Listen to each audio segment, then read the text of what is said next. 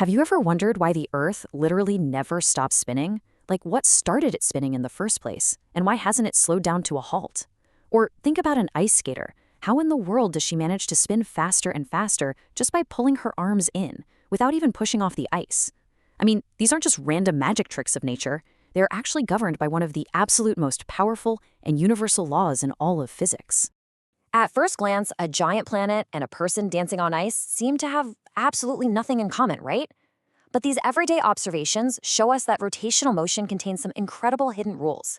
And once we uncover these rules, you can understand the mechanics behind literally everything, from a spinning top sitting on your desk to the formation of our entire solar system. So, by the end of this explainer, you are going to deeply understand the concept of angular momentum, the formulas behind it, and exactly how to apply it in real-world examples. Here is our agenda. Point 1, linear versus angular momentum. Point 2, the torque formula. Point 3, the law of conservation. And point 4, real-world spin. All right, let's jump right into section 1, linear versus angular momentum, and look at some momentum analogies. You know, whenever you're trying to master a new concept in physics, it really helps to anchor it to something you already know. And the cool thing here is that every single rotational phenomenon has a direct translational analog. So you probably already know linear momentum, right? It's simply mass times velocity, or P equals mv. Well, the rotational sibling to this is angular momentum, which we represent with the letter L. Now, instead of regular mass, we use something called the moment of inertia, or I. And instead of linear velocity, we swap in angular velocity, or omega. So that gives us this absolutely crucial formula, L equals I times omega, which simply means angular momentum equals moment of inertia times angular velocity. What this tells us is that you can have a massive amount of angular momentum in two distinct ways. You can either be an object with a massive moment of inertia, like the planet Earth, or you can be a smaller object with a super high angular velocity, like a blazingly fast laboratory centrifuge. Moving right along to section 2, the torque formula and how we go about changing momentum. Okay, now that we know what angular momentum actually is, let's talk about how we physically change it. Think about opening a heavy door or pushing a playground merry-go-round. You don't just apply a generic force, you apply a torque. The fundamental rule here, which is basically the rotational version of Newton's second law, is that net torque equals the change in angular momentum divided by the change in time. If you exert a net torque over any period of time, the total angular momentum of that system is going to change. Let's make this super clear with a real-life example. Picture a partygoer spinning a Lazy Susan food tray to grab a snack from the other side. They exert a perpendicular force of 2.50 newtons at a radius of 0.260 meters. Now this creates our torque. And let's say they apply this push for exactly 0.150 seconds. Since the tray started completely at rest, we can find the exact angular momentum they just imparted to it simply by multiplying that torque by the time. Do the math, and it brilliantly gives us our result, 9.75 times 10 to the negative 2 kilogram meters squared per second. But notice something absolutely critical here for your retention. The amount of angular momentum imparted doesn't depend on the mass or the shape of the Lazy Susan at all. It depends entirely on the torque applied and exactly how long it was applied for. But here is a very common place where students get tripped up. You might be asking yourself right now, wait a minute, if angular momentum only changes when an outside torque is applied, why on earth does the ice skater's spin speed increase when she pulls her arms in? She's literally gliding on smooth ice. She isn't pushing off anything, so she isn't exerting a torque. And that brings us perfectly to section 3, the law of conservation. Let's talk about constant momentum. To solve this skater mystery, we have to uncover a universally applicable rule. This is a massive, fundamental law of the universe. Just like energy, angular momentum is conserved. Period. If the net external torque is 0, like our skater on relatively frictionless ice, then her total angular momentum cannot change. The initial angular momentum, L, must perfectly equal the final angular momentum, L prime.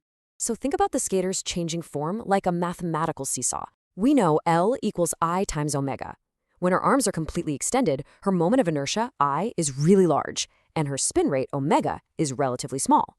But when she pulls her arms in close to her chest, she instantly makes her moment of inertia much smaller. Now, because total momentum absolutely must be conserved, it's mathematically locked in place, her angular velocity has to increase to compensate. She spins faster purely because she made her rotation radius smaller. Okay, wait, this is important. People constantly mix up momentum and energy here. While her overall angular momentum stays exactly the same, her rotational kinetic energy actually increases dramatically. How is that possible? Well, the skater is doing internal work using her own muscles to pull her heavy arms inward against that outward centrifugal pull. That physical work converts her body's stored food energy into a huge burst of extra kinetic energy for the spin. Let's take this to the next level. Section 4. Real-world spin and cosmic conservation. Let's look at some real numbers to see just how extreme this conservation law can get. Check out the data for a typical 60-kilogram skater. When she pulls her arms in, her moment of inertia drops from 2.34 all the way down to just 0.363. Because her momentum is fully conserved, her spin rockets from a casual 0.8 revolutions per second up to over 5 revolutions per second. And look at that kinetic energy jump. It goes from roughly 30 joules to an incredible 191 joules, all just from the muscular effort of pulling her arms inward. And what's truly mind-blowing is that this isn't just a neat little trick for the Winter Olympics. This is a hard rule of the cosmos. Slowly rotating storm systems narrow their radius to become furious, highly destructive tornadoes. It's the same physics. Even our very own solar system formed from a massive, lazy cloud of gas and dust. As gravity caused that cloud to contract and narrow its radius, its rotation rate sped up significantly, perfectly conserving the original angular momentum of the cloud. All right, quick retention check for you. Imagine a completely motionless astronaut floating in the middle of the International Space Station. If they suddenly and vigorously twist their body, do they gain total angular momentum? The answer, absolutely not. No way. Because they start with exactly zero angular momentum, and there is no external torque pushing on them from the outside, their total momentum must remain stuck at zero. They can twist and flail all they want, but unless their foot physically pushes off the wall to interact with the environment and create a torque, they cannot permanently spin themselves. And this finally brings us full circle to answer our very first question about the Earth. Why does it keep spinning? Well, because its massive angular momentum requires an absolutely immense external torque to change it, and there's almost nothing out there in the vacuum of space to push against it. The only significant torque comes from the friction of the ocean tides acting like a very, very weak brake. In fact, 900 million years ago, an Earth day was only 18 hours long. So yes, the tides are technically slowing us down, but it literally takes billions of years to drain that much conserved momentum. Before we wrap up, let's quickly summarize the key takeaways you definitely need to remember. First, angular momentum, L, equals moment of inertia times angular velocity. It's the rotational sibling to P equals mv. Second, if you actually want to change that angular momentum, you have to apply a net torque over a period of time. And third, if there is no net external torque, angular momentum is strictly conserved. L will always equal L prime.